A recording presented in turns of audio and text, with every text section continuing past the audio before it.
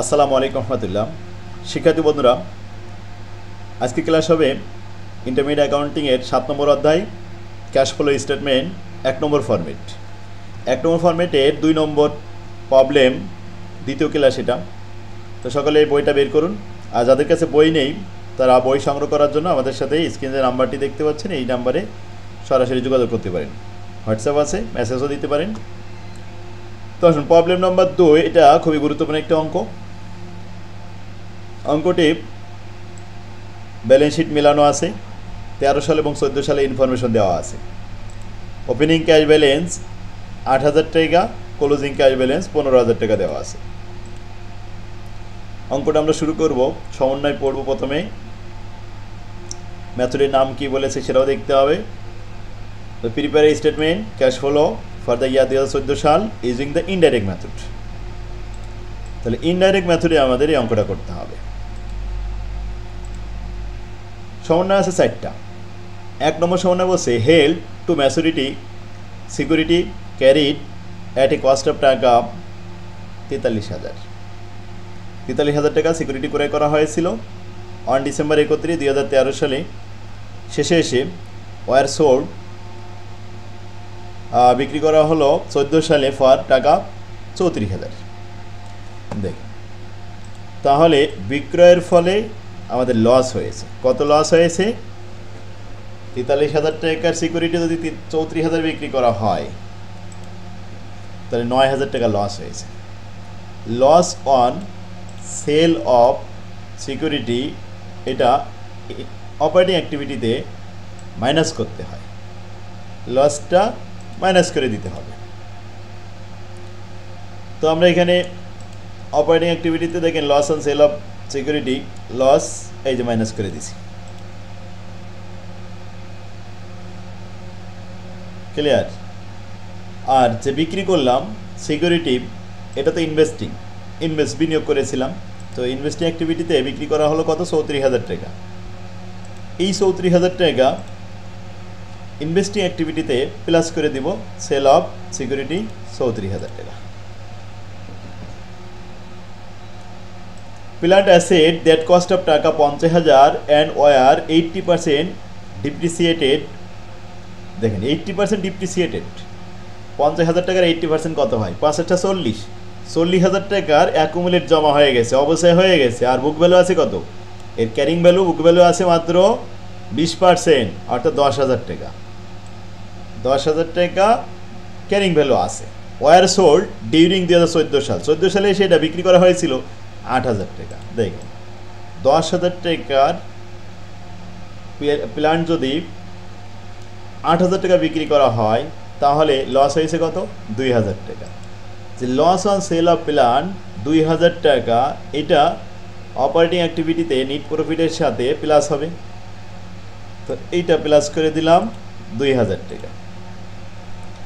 আর যে সোল্ড করা হলো 8,000 টাকা, এটা ইনভেস্টিং অ্যাক্টিভিটিতে, যেহেতু এটা স্থায়ী সম্পত্তি বিক্রি করা হয়েছে, তো সেল অফ প্ল্যান্ট নামে 8,000 টাকা প্লাস হবে ইনভেস্টিং অ্যাক্টিভিটিতে। তো 8 আর 2 10,000 টাকা, ব্যাস ক্লিয়ার হয়ে গেল। এবার আসে net income as reported on the income statement. Income statement থেকে আমরা নেট ইনকামের পরিমাণ পেলাম 46,000 টাকা। এটাই আমাদের অপারেটিং অ্যাক্টিভিটির প্রথম আইটেম। ব্যাস নেট ইনকাম লিখে দিলাম। ডিভিডেন্ড পেইড অ্যামাউন্ট দেওয়া নেই। ডিভিডেন্ড পেইড করা হয়েছে কিন্তু অ্যামাউন্ট দেওয়া নেই। অ্যামাউন্ট পাবেন কোথায়? ডিভিডেন্ড যদি টাকা দেওয়া না থাকে তাহলে রিটেন আর্নিংয়ের সাহায্য নিতে হয়।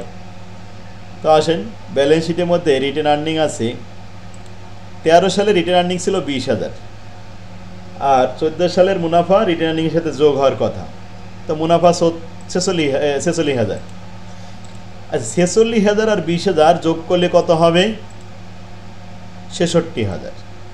কিন্তু ফলাফল দেখতে পাচ্ছে এখানে দেওয়া আছে 56,000। 14 সালে রিটেন আর্নিংয়ের ব্যালেন্স 56,000। 10,000 কম কেন? এই 10,000 লভ্যাংশ প্রদান করা হয়েছে। আমাদের কনসেপ্টটা এটা যে 10,000 টাকা যদি ডিভিডেন্ড না দেওয়া হতো তাহলে তো এখানে 66,000 টাকা থাকার কথা ব্যালেন্স। বুঝতে পারছেন? তো 10,000 টাকা ডিভিডেন্ড ফাইন্যান্সিংয়ে মাইনাস হবে, এটাও একটু দেখাই দিই সাথে সাথে। ফাইন্যান্সিংয়ে এই দেখেন মাইনাস হয়েছে, কী হবে ওই 20,000 টাকার সাথে প্রফিট 46,000 টাকা যোগ করে ওই 56,000 টাকা বিয়োগ করে 10,000 টাকা পেয়ে গেছি। ক্লিয়ার? সমন্বয়গুলো পড়লাম, সাথে সাথে আমরা অঙ্কগুলো এখানে দেখে আসছি। তাহলে এবার আসেন অপারেটিং অ্যাক্টিভিটি, সমন্বয় আইটেম তো সব শেষ। কারেন্ট অ্যাসেট আর কারেন্ট লাইবিলিটি দেখাই। কারেন্ট অ্যাসেট ক্যাশ বাদে, ক্যাশটা বাদ দিলে কারেন্ট অ্যাসেট একসাথে লেখা রয়েছে 60,000 টাকা ছিল 13 সালে, 14 সালে সেটা 85,000 টাকা হয়েছে, 25,000 টাকা বেড়ে গেছে। ইনক্রিজ হলে কি হয়? অ্যাসেট ইনক্রিজ হলে মাইনাস হয়। তো increase of current asset minus figure 25,000 টাকা। ব্যাস। এবার লং টার্ম ইনভেস্টমেন্ট আছে, প্ল্যান্ট অ্যাসেট, এগুলো তো ইনভেস্টিংয়ে যাবে। এখন কারেন্ট লাইবিলিটির দিকে আমরা ধাবিত হয়েছি। অ্যাকুমুলেটেড ডিপ্রিসিয়েশন, এটা তো কোথাও আসে না। কারেন্ট লাইবিলিটি লেখা রয়েছে 22,000 টাকা ছিল 13 সালে, 14 সালে কত? 40,000। তাহলে 18,000 টাকা বৃদ্ধি পেয়েছে। দায় বৃদ্ধি পাইলে কিন্তু প্লাস হয়, তো প্লাস হবে এখন 18,000 টাকা increase of current liability, plus করে দিলাম। এছাড়া আর কারেন্ট লাইবিলিটি নাই। ব্যাস, অপারেটিং অ্যাক্টিভিটির আইটেম সব ক্লিয়ার। আশা করি সবাই বুঝতে পারছেন। আর এরপরেও যদি কোনো প্রশ্ন থাকে তাহলে কমেন্ট বক্সে একটু জানান, রিপ্লাই দেওয়া হবে। অত সরাসরি কল দিয়েও জানতে পারেন, মেসেজ, ভয়েস মেসেজও দিতে পারেন। এখন আসেন ডিপ্রিসিয়েশনের আইটেম আমরা সমন্বয়তে কোথাও পাইনি। তো ডিপ্রিসিয়েশন আমরা ক্যালকুলেশন করব, অ্যাকুমুলেট ডিপ্রিসিয়েশনের সাথে সমন্বয় করব। যে সমস্ত, আমরা এটা জানি যে সমস্ত সম্পত্তি বিক্রি হয় তাদের জমাকৃত অ্যাকুমুলেটেড টাকা ফান্ড থেকে বাদ দেওয়া হয়।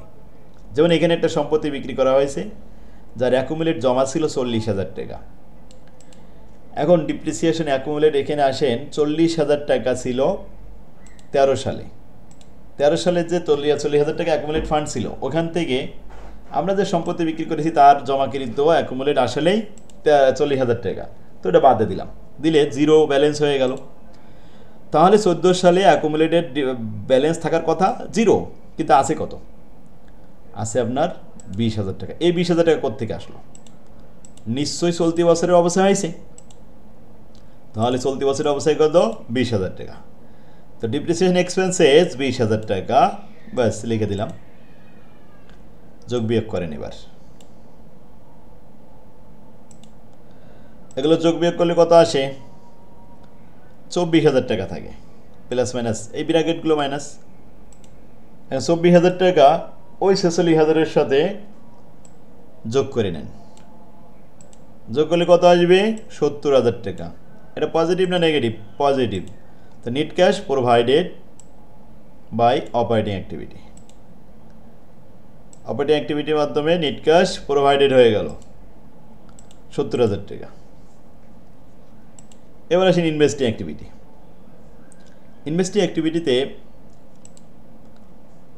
এখানে আমরা সিকিউরিটি ইনভেস্টেড সোল্ড ছিল কত? 34,000 টাকা দেখাইছি।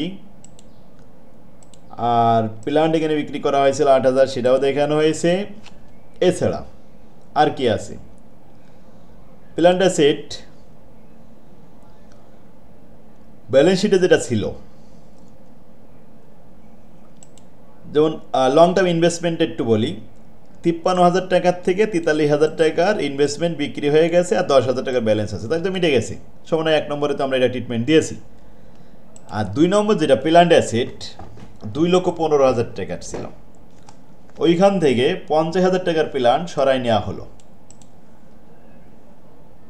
2,50,000 থেকে যদি 50,000, 2,15,000 থেকে যদি 50,000 টাকা সরাই নেওয়া হয় তাহলে 1,65,000 টাকার ব্যালেন্স থাকার কথা, কিন্তু ব্যালেন্সে দেখছি 3,35,000।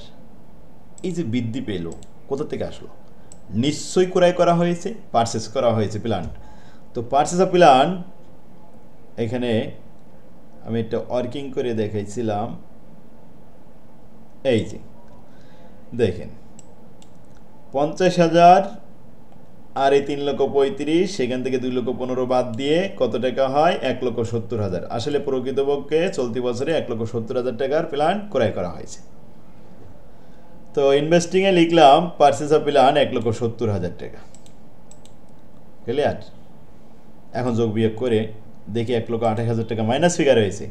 তো নিট ক্যাশ প্রোভাইডেড না লিখে uses from investing activity. Financing activity cash dividend 10,000 টাকা পেইড, এটা তো আমরা দেখলাম প্রথমেই। আর এখানে সমন্বয়তে ফাইন্যান্সিংয়ের আর কিছু পাইনি, তো উপরের দিকে আসতে হবে। যেমন বন্ড পেবেল আগে ছিল না, বন্ড পেবেল আগে 0 ছিল 13 সালে, 14 সালে এখন দেখা যাচ্ছে 75,000-এ চলে আসছে। কি করে? নিশ্চয়ই ইস্যু করা হয়েছে, issue of bond. Issue of bond নামে প্লাস হবে 75,000 টাকা। আচ্ছা, এরপরে আসেন ক্যাপিটাল। তো কমন স্টক আগে যা ছিল এখনও তাই আছে, বৃদ্ধিও পায়নি আর হ্রাসও পায়নি, বাস ওকে। তাহলে ফাইন্যান্সিংয়ের আইটেম শেষ। ফাইন্যান্সিংয়ে যোগ বিয়োগ করেন 65,000 টাকা plus figure, net cash provided from financing activity. এখন 70,000 আর 65,000 হচ্ছে প্লাস ফিগার, আর 1,28,000 হলো মাইনাস ফিগার। যোগ বিয়োগ করে 7,000 টাকা পজিটিভ নিট ক্যাশ ইনক্রিজ। এর সাথে ওপেনিং ক্যাশ 8,000 টাকা যোগ করলাম, 8 7 15,000 টাকা ক্লোজিং ব্যালেন্স। ক্লিয়ার?